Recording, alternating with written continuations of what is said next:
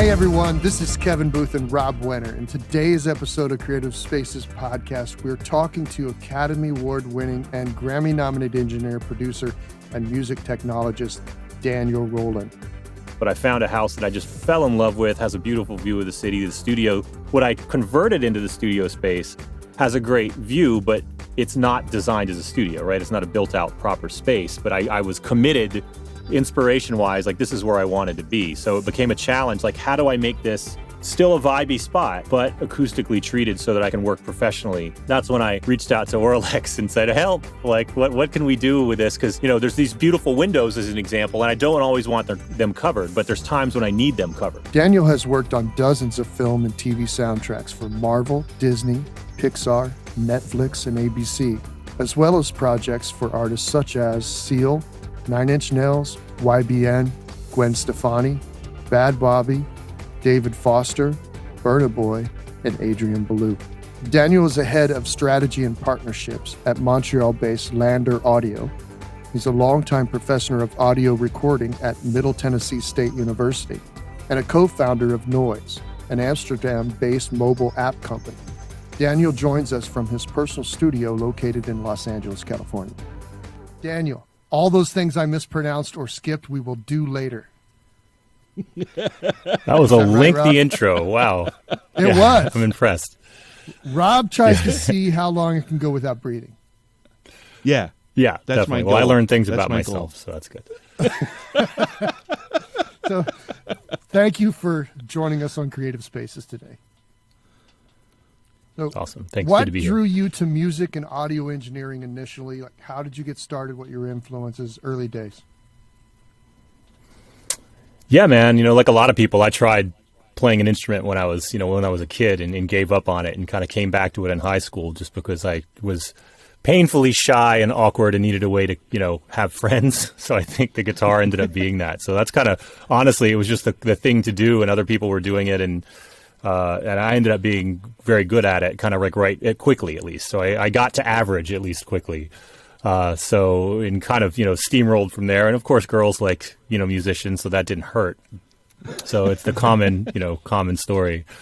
But that was kind of how I got into the industry. And I kind of gigged in Charleston, South Carolina, where I was living as a guitar player for about 10 years. Never did anything with music technology, didn't do any recording, didn't know anything about anything digital, and then ended up going to college when I was about 26. Once I decided I either needed to go to rehab or go to college, I went to college, and that's where I fell in love with all the gear and all the toys and all the software and all the stuff. And then I went through and got a master's, and just it kept going from there, honestly. But yeah, I kind of started banging on a guitar. Yeah, you're just playing guitar and learning to engineer all at once. Yeah, well, I mean, once I went to school, it was getting a music degree, getting a music technology degree, and kind of like merging those two things, which has basically been what I've done since then. Is the musician creative side of things, and then kind of the tech side of things as well. And that was at Middle Tennessee State where you started, or did you do education? Yeah, so I went to in North Carolina, there's a school called University of North Carolina at Asheville that has a music technology program, and Asheville's a beautiful city, which didn't hurt to kind of get me there. And I went to undergrad there, and then I went to Middle Tennessee State for my master's degree, which let me teach. And that's kind of where part of the deal going to MTSU was that I would have to be a graduate teaching assistant, and I'd never taught anything, but that's been another thread that's followed me through my life now. Is the thing I'm the most passionate about probably is teaching. So I still teach full time, even though I live in LA. I've been teaching remotely in Nashville for about 10 years. Have about 80 to 100 students at any given point in time, which is crazy. Wow. But it's my favorite thing. So a lot of them end up moving to LA now that I'm based out here. I get try to get them gigs out here and get them exposure. And now every summer MTSU flies 20 or 30 students to LA for about 3 or 4 weeks, and they come stay at the house. They visit, I get them a place to stay. They visit me. We take them around the city and kind of show them what's going on. So good stuff. That's very, very cool. Yeah. What were some of your influences starting out? Was there any kind of influence that covered the spectrum that you do? I was super into, when I was a teenager, for whatever reason, amongst the group of people I was hanging out with, classic rock was a thing. So for me, it was definitely, like a lot of people, the Beatles and Zeppelin and stuff like that. And I was a huge, randomly, Alice in Chains fan. So that was like, the grunge. I came up in the grunge era. So Pearl Jam, Alice in Chains, all the usual suspects there, were, kind of came into my world. And then, as I got older, obviously my, influences matured and changed and went in a bunch of different directions. But it was definitely rock that got me in. Yeah, we just passed Jerry Cantrell's birthday yesterday. I'm supposedly mastering his new album. Oh, very cool. Yeah, he lives not far from here. Yeah, he's got a new solo record coming out that a buddy of mine's producing. So it's good stuff. Good dude. Great musician, really good band. Yeah, really good songs. Were you already doing a lot of lessons online and kind of set up for the pandemic in the last year? Or has definitely. No, man. Like I had, maybe 12 years ago, maybe 15 years ago at this point. Lord, I started my own little online school to teach people remotely. So I had people all over the world, in Japan and Vietnam and South America and all over the place, teaching them Pro Tools and Ableton and, whatever. And I could take control of their desktop and show them how to do stuff. And I would do group classes and private classes. And that's actually how I started teaching remotely at college, because they saw that I was already doing that. And I was also starting to tour a lot. So I was overseas and I couldn't be in class anymore. So they said, hey, why don't you transition to teaching online? So I've been doing the remote education thing for at least 15 years now. So nothing has changed for me in the pandemic except trying to help other faculty and educators kind of on board to, what I'm kind of used to and navigate some of the nuances and difficulties that can come with teaching remotely. So, it's been standard fare on my end, thankfully. Daniel was one of the first people that I knew had developed an actual way to teach remotely. He was one of the first people I saw that was able to do that. Wow. Yeah, at the time, I'd never seen anybody else doing it, like for audio production stuff that way, especially with the screen control and stuff that WebEx allowed you to do. Now it's everywhere, and it's a lot easier, obviously. You don't have to have all these hack things together to make it work, thankfully. Was there ever a point where you had developed or thought of a backup plan or direction? Was all of it just accumulating to one common goal? When I I talk to my students a lot about this. When I graduated from undergrad, I think everyone goes through this point where they're like, now you're in the real world. Now you got to figure it out. And at that point I had like, should I go to school for, and try to be a doctor? Should I go to medical school? Should I do you start to think, well, wow, I'm not going to make money at music. So what's the ultimate other plan that I could have? And I talk to a lot of students, if they're smart kids who kind of do that. So you freak yourself out because, it's hard to make a living doing what we do, obviously. Mm-hmm. But no, I mean, I had a moment of trying to put together a backup plan, but after that, no. And I think that's one of the reasons I've been able to be successful is I just never really, it just felt like an inevitability to me. I just treated it that way. And everything that I've learned, even things that have been failures for me or things that didn't seem like they necessarily had a definitive direction or were going to, result in me making money or getting gigs, ultimately did, right? Everything you learn circles back around to be valuable at some point. So I think I've always kind of looked at it like that and just kept plugging away on the producer, engineer, musician side of things. And it's, and been open to opportunities, right? So, and not kind of pigeonholed myself and been pretty broad and eclectic in my skill set. And that's really allowed me to keep going all these years. So you worked with Adrian Belew on the Academy Award-winning animated short film for Pixar. What is that film and what was that experience like? Yeah, man. So Adrian, I owe a lot to Adrian. He was really my gateway into the level up into the music industry. And we met each other at a time where he needed somebody who was super tech savvy to come in. And I kind of knew enough to be dangerous. So I was really able to come under his wing and learn a lot. I mean, he's one of the most creative human beings I've ever met inside or outside of music. We got, a number of projects that I got to work on and industry connections I got came through him. We got to work with Nine Inch Nails and, Trent Reznor and all that kind of stuff. But Pixar, one day the phone rang and it's Pixar. And it turns out the heads of that company are massive fans of Adrian's and have been for years and have always wanted to do music. So I was his producer. So we came on as a team. Wow.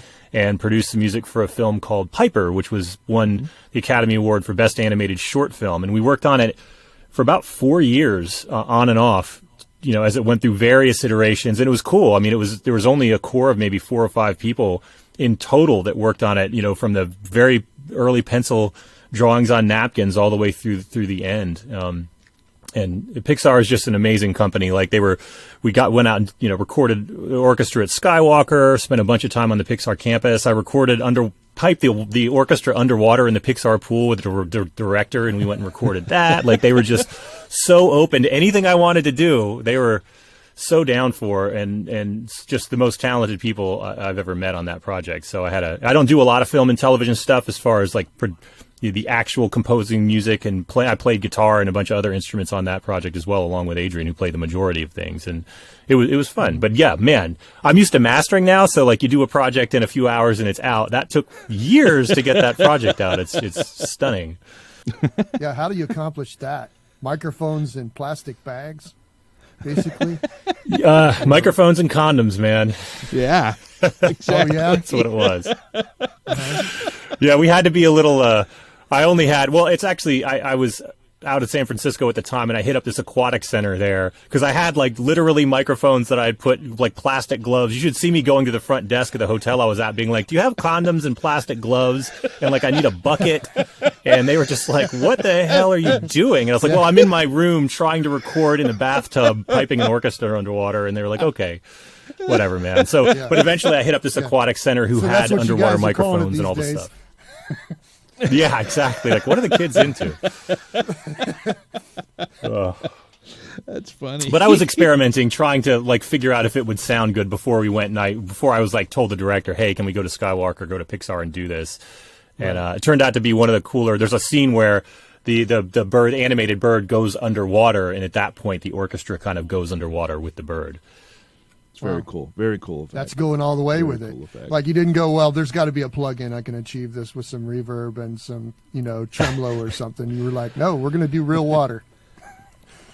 Yeah, and we mixed some of that stuff in too. But and Ren Kleiss, who's the master, sound designer who does all everybody's films pretty much, really made that awesome. But I'm all about the happy accident stuff. So I love plugins, but I work a lot with tape and a bunch of other stuff.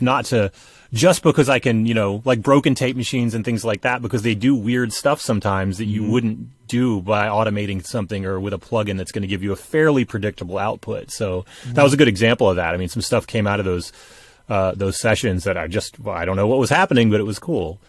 So then how did you get involved in with Lander, and can you explain Lander, how it uses artificial intelligence and some of the art? Yeah, that was crazy when that came along. So I had founded a company in Amsterdam. We were touring and met some people in Amsterdam who are still dear friends of mine, who were really good mobile app developers.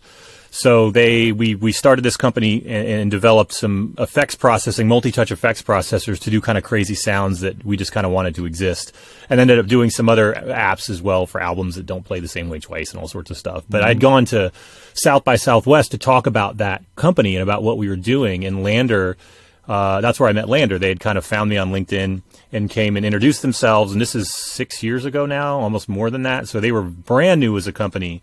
And, at that time, machine learning and artificial intelligence applied to music production tools didn't really exist to any significant degree. And it was very disruptive and very controversial. But I kind of, I love new technology, and I try to always treat it with an open mind. But especially as an audio engineer, a lot of engineers were not fans of this kind of stuff. So I met him there, and I learned more about it, and eventually, signed on to be their senior audio engineer, because I thought it was a cool idea, but it didn't sound very good at the time, because a lot of AI, machine learning based stuff just needs a lot of data to learn and improve, and a lot of human supervision, obviously. So I kind of took over that side of things for them, and it, licensed the right tech into it. And we got a team of great engineers, and that now sounds amazing, is used on tons and tons of releases. Lander masters more music than every mastering studio in North America combined. I mean, It's pretty crazy at this point.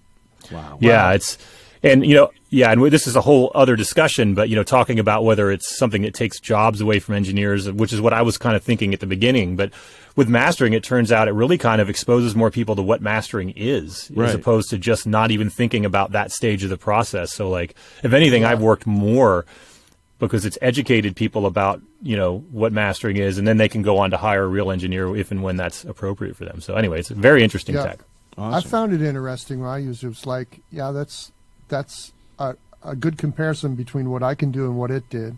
I don't think the mixes I had sent to it were pretty static. They weren't crazy, so it did a really good job with them. But I wonder, and all the information on the website kind of shows that kind of the more info you give it, right, the more dynamic and the more change or the more interest you give it, it responds.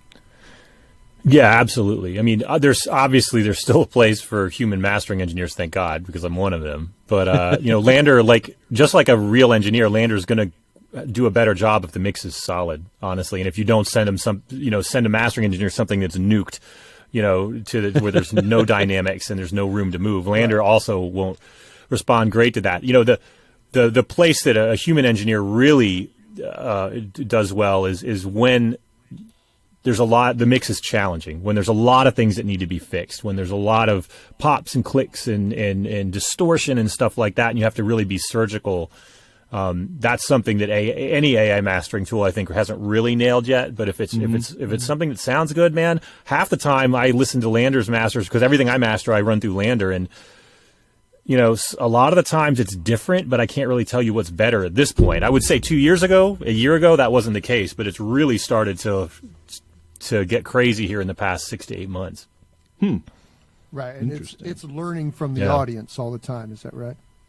Cool. Yeah, where it really started to get better is when we started to do supervised machine learning with it, which basically means, so we have contracts with a lot of the major labels, and that's one of my jobs. So they send us their whatever project it is to master, and myself or my team will master it, and the AI then learns from all the knobs that we turn and all the buttons that we push, and it references that against what it would have done, and it improves. So that takes a ton of data to supervised machine learning, but we've now been doing it for 4 or 5 years across thousands and thousands and thousands of professional tracks, where we have the before and the after of a team of mastering engineers, and that really helped it improve dramatically when we invested in that.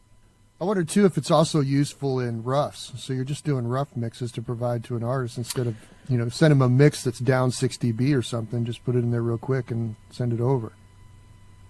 Yeah, that's a great point. Actually, that's what a lot of people use it for, right? So there's a lot of people who will never release a song mastered by Lander, but every rough, every demo, every whatever that they do is run through it. We have people who never master full songs with it. They just use it on drum loops, or they just use it on gunshot sound effects for film, or film composers dig it because when they're doing constant revisions and just really on these crazy schedules, it's not the thing that shows up in the movie, of course, but it's what's sent back and forth to the producer, director, or what have you, or music supervisor, and those are some of our biggest users, songwriters, all that kind of stuff. So yeah, it's a pretty wide, you have to kind of expand the definition of mastering when you think about these type of technologies as far as where it could be useful beyond hiring an engineer to do something for you. Yeah. Right. And in that respect, I think it helps the mastering engineer by informing the user, and the user comes up with better content and continues to use it. And then, the final master is done by someone who, benefits from that research or that work. Yeah, well said. Mix revisions. That's one of the biggest things people use it for, is they want to get an idea of what it would sound like in mastering, even if they have a mastering engineer they work with, and that does help them improve their mixes, so that ultimately the final product is better, no matter who handles it at the end. Yeah, that's a great point. Yeah. Awesome. And interesting you mentioned film composers using it too. Interesting that you're mentioning film composers using it too, because I know that is can be a tedious task if you're constantly sending back and forth revisions of the score and your mock-up of the score, and just to get it in to a place where the director or whoever is involved in approving that kind of thing can hear it the way it's going to sound. That's I didn't even think that was part of the what people could use that for, but that's brilliant. That's great. Yeah, and it's that's because again you get consistent results, right? So I think that's kind of one of the benefits of that. And Lander now is branched. Lander does mastering, of course, but they have tons of different products outside of that. Like we just launched a remote collaboration video chat platform. It's like Zoom for musicians. It's another film everyone uses it, but film composers love it because they can just drop right into a session, put the plugin in their DAW, stream high quality audio, do video chat with a ton of people or one other person and get feedback immediately. So they can go back and iterate and that kind of stuff. So for teaching and songwriting and post work and all that kind of stuff, it's seen some pretty high adoption in a pretty short period of time since we just launched it. So. Very cool. I'll check that out. That sounds very interesting. Transitioning over into your workspace, just tell us a little bit about your studio, building it, where you were, where you are today. Yeah, so I ended up, instead of, I was in Nashville, and Adrian, Belew, and I were sharing a studio that I helped him build there. And when I came to LA, it was like, do I want to have a standalone facility separate from my home? How do I want to do this? But I found a house that I just fell in love with, has a beautiful view of the city. The studio, what I converted into the studio space, has a great view, but it's not designed as a studio, right? It's not a built out proper space, but I was committed inspiration wise, like this is where I wanted to be. So it became a challenge. Like, how do I make this still a vibey spot, right? But acoustically treated so that I can work professionally, especially doing mixing and mastering stuff, right? It's not just composing and songwriting and that kind of stuff. So that's when I reached out to Auralex and said, help, like what can we do with this? Because, there's these beautiful windows as an example, and I don't always want them covered, but there's times when I need them covered, right? So that's where, you guys reached out. And I mean, the room is amazing. Everyone who comes in this room now, you walk in, you immediately hear the treatment, right? The room is just, it's awesome. So I got the vibe with the proper bass trapping, with the movable panels, with all that stuff. So yeah. And that's a good trick for Windows, right? Is portable treatment and portable movable panels. Because you can just I'd never used it before, but it's ideal here. I sometimes think they perform, or they do in some situations perform better than product on the wall. You can find out, just like move the microphone, you can find out where it needs to live, for one, move it around. Closer to the source, it's going to do a better job than, farther away on the wall. And like that. Yeah, totally. And in a place like this, there's, those panels, they work as acoustic treatment when I'm mixing or mastering, but they also work if I want to build a quick vocal booth. I don't need a separate vocal booth, right? I can take it and build it out of the same stuff. It's just been the flexibility and the portability of them has been something that I hadn't really, I'm used to gobos in a studio, right? Like a proper studio, but not that I could use for so many different purposes. So it's been, there's a number of, I got 2 or 3 different studios in the house. And depending on what we're doing in any given one, I can kind of tote things around and put them where they're needed. So it's just been invaluable for that, honestly. Awesome. Cool. Yeah. Excellent. So for anybody out there starting, building their own studio, that would be your advice, is work on the room first, or in concert. 100%. I mean, and everything else. Right. Yeah. Or, a lot of people, it's funny. I just had a conversation with one of my students yesterday about this. He's asking, he's got, $100. He wants to buy studio monitors. I was like, well, you can buy something and that's great, but obviously he doesn't have money for treatment and all that kind of stuff. And you can buy SonarWorks reference, and there's plugins you can buy to kind of help mitigate some of those issues. But if your room isn't treated, it doesn't really matter, right? It doesn't matter what plugin you use. It doesn't matter what speakers you buy. You're screwed. You might as well be on headphones at that point. So I typically say until you can get some treatment for your room and at least mitigate some of the reflection issues, headphones are probably your best bet. So if somebody has money for monitors, I always tell them cut that in half and spend that other half on acoustic treatment. And you'll make a crappy pair of monitors that much better, and ultimately be building towards a better long-term sounding space. Yeah, that's excellent. Yeah. And excellent advice. SonarWorks and the others are great. Well, what they can't do is solve the physics of low frequency sound waves, right? So about 500 hertz and above, they can help you out with that. But yeah, and I've done some practice myself. Is take the treatment out of the room and do an REW sweep, or use SonarWorks or one of the others, and then put treatment back in, and the correction is very similar in the waveform, but what it doesn't correct is that echo, reverb, time delay that you hear from the room being empty. Yeah. And not having treatment in it. Yeah, I mean, I'm all for using, whatever tools are going to get you there, and I think it's a combination. I do think some of the digital tools like Reference can be helpful, but again, it's only helpful. It's the icing on the cake, right? Acoustic treatment is the cake. So unless you've done that already, you're just kind of spinning your wheels thinking that those things are going to solve your problems, because they're not. Yeah. Yeah. And even from the early days in class and starting out as an engineer, you're told to look at the frequency response of your speakers, of your microphone, of all the devices that you use, and you geek out on that. Never really asking the question, what is the frequency response of the room I have this stuff in? Right. Well, yeah, you have all the gear and all the plugins, but you're like, oh, my music still sounds like crap. What am I doing wrong? Oh, well, I'm not hearing what all these gear and plugins are properly doing. That's kind of a thing. And that's what actually I kind of backed into it, like a lot of people like that. I had all the shiny, pretty stuff, and I was like, why are my mixes not awesome? What am I doing wrong? Is it I know all the techniques, like I've learned everything I can learn, and it's that especially with bass, which is everybody's challenge, well, it's because my room wasn't treated properly and I wasn't hearing what was coming out of my speakers. And that's just, you kind of get there, once you get over the toys, you start to focus on some of the more serious stuff. Yeah. Very good point. Very good what point. What type of projects are you working on recently?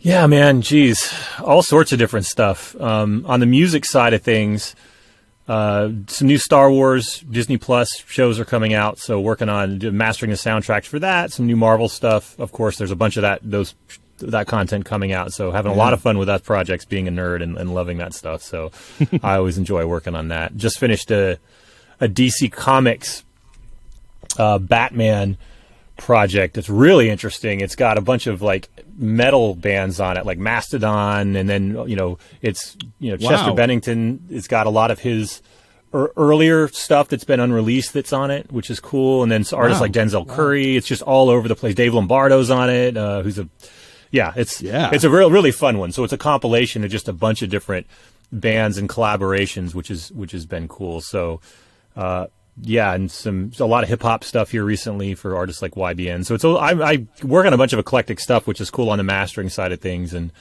definitely doing more composing and sound design stuff lately. I've kind of fallen into the NFT art world here recently, or just the art world in general. The NFT thing I think is interesting. Once it kind of settles and people start to find out how it should work and the environmental concerns around it and all that stuff. But so doing a lot of visual art now as well. I don't know. So I've tried to use this time of kind of being inside to kind of hone my chops and focus on different creative outlets and things like that. So yeah, art's definitely been one of them. Cool. Yeah, explain a little bit more about the NFT. What's involved with that? NFT, not for television. Oh.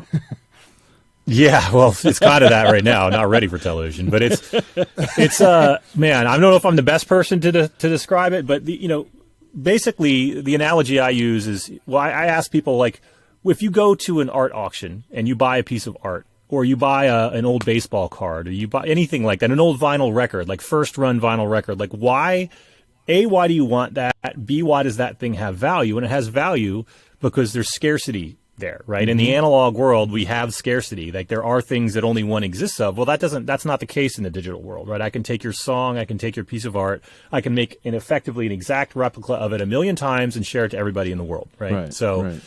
NFTs are a way to create digital scarcity where there is a track record of proof of ownership and proof of transactions of when something sold to somebody else, who owns the original, right? Because ultimately that's what people are paying for, right? There's also a status associated with that. Like if you're the original owner, even if there's 1,000,000 copies, right, there is one that an exchange happened between the artist and you, and that's where the story is. That's where the significance lies. For art, there's a lot of story involved in art and art collection and music and that kind of stuff. So it makes use of the blockchain to keep a record of ownership and transactions. So it's very interesting as far as what it means for art and music and a lot of different things and where that could eventually go. And fashion is a huge one where now, even Gucci is releasing digital dresses that are NFTs that you can buy, where there's, you can wear it in AR. Your character inside of the metaverse can wear things that other people don't have. So people are basically showing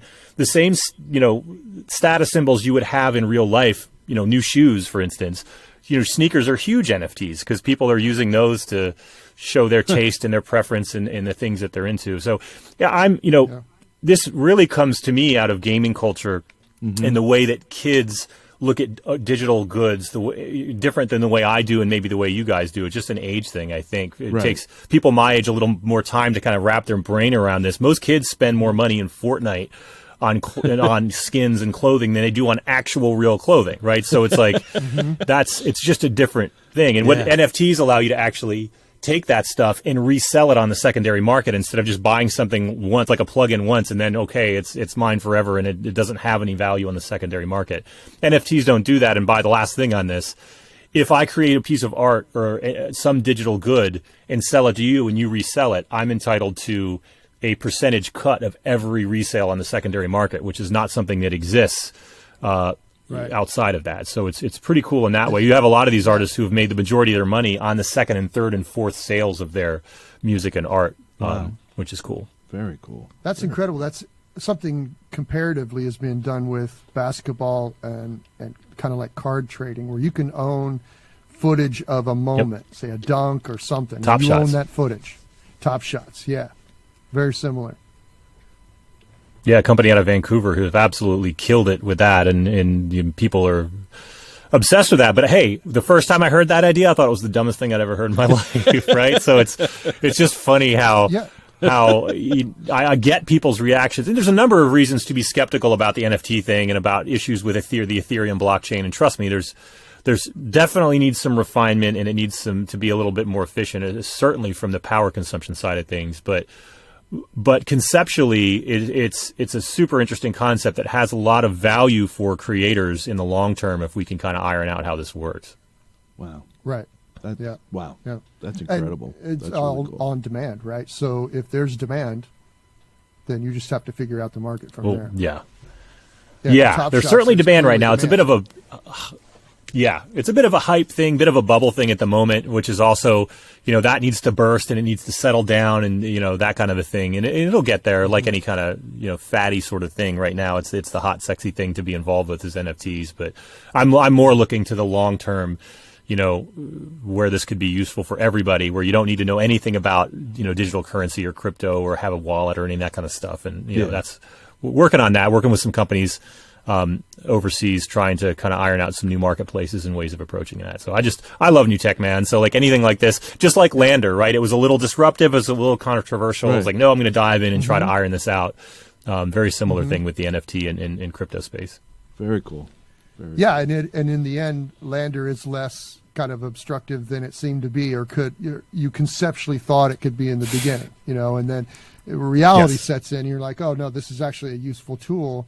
And can benefit the space. Yeah, absolutely. And a lot of the people who are haters on it now are people who use it or embrace it or trying to be involved with similar technologies, because now, mastering is where it started, but now there's, AI is getting into mixing and composition, which is a whole other thing we're trying to kind of regulate and make sure that people have other concerns, right? Yeah. Mastering is something that the reality is a lot of people didn't know what it was, and a lot of people weren't even having it done. And most of the music making community would never even hire a mastering engineer because they don't have the money or whatever. Whereas there's other applications of AI in the music space that you realize have bigger implications, particularly on the AI composition side. So that's kind of where a lot of people's focus has shifted. And Lander, I'm proud of this, is not getting into that space and not interested in that space. AI assistants we're cool with. Assistive AI, generative AI, it's a bit of a Pandora's box, though I respect it, but you got to be careful there. Yeah, absolutely. Yeah. There's similar things going on with for voiceovers as well. For voiceovers and being able to use someone's voice patterns to create your own voiceover.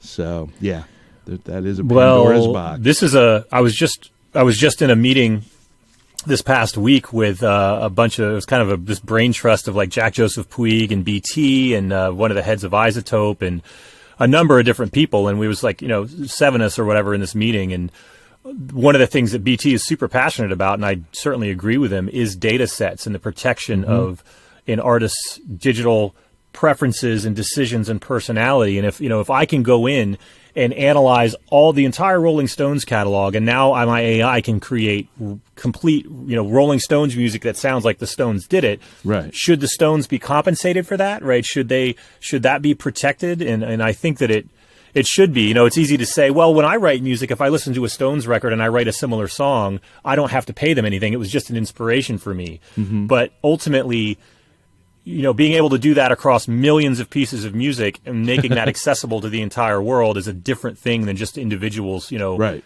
kind of synthesizing their inspirations and writing music. So it's something that is going to be a legal issue coming up sooner than later. It already has been, and a lot of these companies that are involved in this space have to be really cognizant of how they use people's data. Yeah, very true. Wow. Yeah. Wow. I was just thinking about even recent. Getting nerdy. You just freaked me out, Daniel. Even sorry. recent, judgments against songs that everybody was kind of shocked by. You're like, oh, really? We can't take the vibe of a song and the tempo because everybody's been doing that for years. So. Yeah, it's a little bit more. Man, I don't know. There's obviously, you're right. There's been a lot of judgments recently around that kind of stuff, and it's. But man, I'll sit in on songwriting sessions, and people throw on a Bruno Mars song and kind of play the chord progression and change it once and be like, okay, now we've got, that people work that way. It's just, it depends. Really, it depends about how much money and time somebody has to chase down that kind of stuff. Because if you really wanted to, you could pretty much hit anybody for some infringement on something at some point in history, because there is not anything new under the sun, and there's only 12 notes that we're using. You know what I mean? Very good point. Some of it's a little bit silly. Yeah, it is. Very good it's funny. point. I say that all the time. There's only 12 notes, and there's nothing new under the sun. Yeah. In fact, if you hit a bad note, just hit it again, and then it's no longer a mistake. Right. Right. The bass That's player jazzy, will over man. and say to you, like he always would, there's only 12 notes. They can't all be bad. So nice. So is there something interesting or unexpected about you that people don't know? Tell us about Daniel Rowland and his outside of the music world hobbies, interests, activities. Man, not a ton. It's interesting. Probably one of my something I could be better at is having an identity outside of music. Like everything I do is I'm just obsessed with music and digital art and all of that stuff. And I go to bed at 1 a.m. and I get up at 5 a.m. every single day because I can't wait to get sleep out of the way to start learning more and seeing what else is going on in the world. But it's such an accelerated curve right now. It's the way things are changing and growing. It's like being a kid, man. There's just so much to learn and be involved in. I'm geeked about that. Now, outside of that, I don't know, man. Besides, it really is kind of everything that I do. So I as far as things, I mean, I'm a big animal nut, I suppose. So that would be something I've always kind of, a thing for me has been to kind of take in and help raise orphan animals and things like that. So that's probably the only thing that I kind of do outside of music. I had a possum for like 6 years as an example. That's right. You did have a possum. Was house trained in the. Oh my God! Like that stupid possum. I used to go to gigs, and that little possum would hang from the neck of my guitar in Tennessee, so I would get more tips. He paid for himself. That is for damn sure. Wow. But man, I had deer and squirrels and all sorts of stuff. This is pretty good. This is unique, I have to say. Yeah. When you said taking animals, I was an pictured, interesting guy. Cats and dogs and things, domestic animals. No. Like raccoons and stuff, man. Like I was out in the woods in Tennessee in a little single wide trailer trying to make my way as I was going to school. So I ran into all this stuff that I just kind of started. But that's been my father was the president of our SPCA for 30 years when I was growing up. So I always was kind of volunteering and helping in animal shelters and stuff like that. So it's been the only thing I would do outside of what I'm doing now would be, something in veterinary medicine or start a, nonprofit around no-kill shelters or something. It's my other kind of big passion that I probably need to segment more time to devote to that. But outside of, charities and stuff, I probably don't do as much as I should right now. Wow. Yeah. No, that's really cool. That's right up our alley, actually. There's a lot of us here at Auralex that feel the same way. Yeah, definitely. Yeah, I know Eric's a big animal guy, too. Yes, he is. Yeah. Yes, he is. Yeah. So you can find out more about Daniel on his website, RowlandStudios.com, and everywhere on social media. You can also get more information about Lander by visiting Lander.com, and please do that.